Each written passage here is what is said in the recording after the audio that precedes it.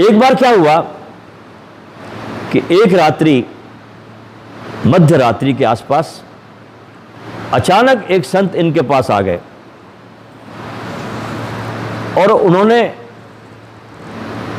अपनी पत्नी से कहा कि संत आए हैं तो भोजन कराना है, बहुत दूर से आए हैं, भूखे हैं।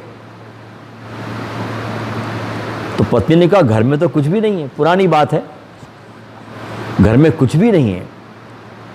तो पत्नी ने कहा कोई बात नहीं, मैं पीछे के दरवाजे से जाकर पड़ोसी से कुछ मांग कर लाती हूं।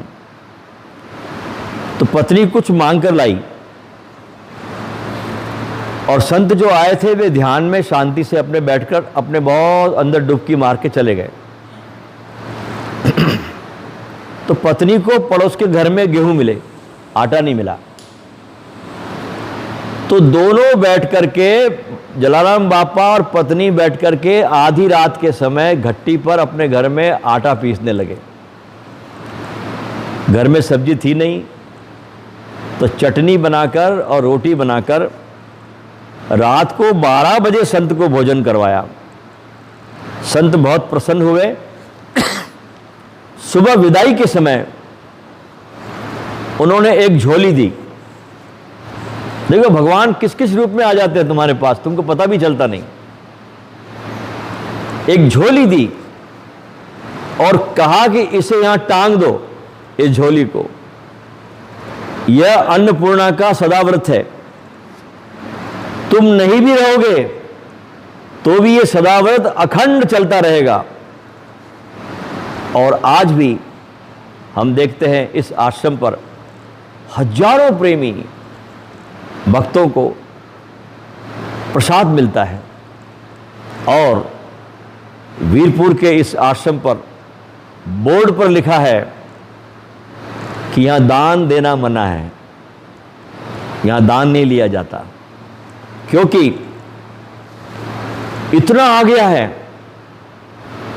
परमात्मा के प्रसाद के कारण, आशीर्वादों के कारण, कि 500 वर्ष तक भी कुछ न भी आए तो भी सदाव्रत चलता रहेगा।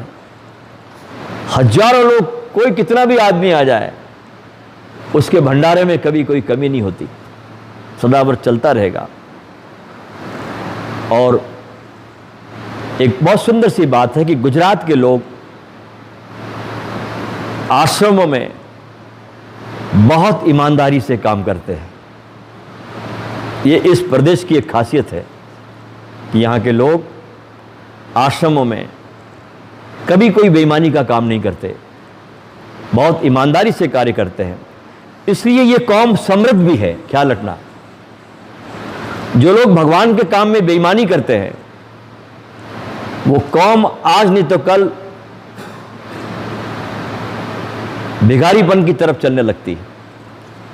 और जो लोग भगवान के कार्य में बहुत निष्ठा से, श्रद्धा से और ईमानदारी से काम करते हैं, वो कौम समृद्ध से समृद्ध होती चली जाती है।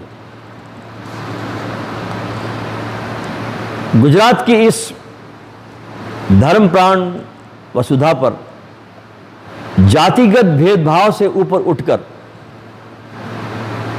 जगाने वालों में भक्त नरसिंह मेहता भी हुए। अनंत संतों को इस गुजरात की धरती ने जन्म दिया, जिसमें नरसिंह मेहता, संत मैकन, गिरधर स्वामी, मुक्तानंद, स्वामी सहजानंद, स्वामी दयानंद, गंगाबाई, पानबाई, ऐसे अनोखे अनोखे संत इस गुजरात की धरती पर हुए।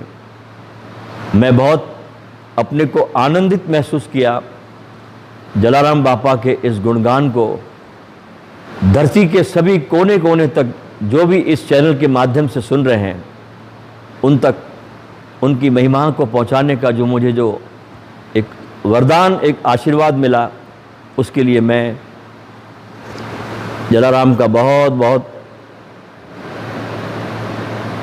धन्यवाद करता हूँ।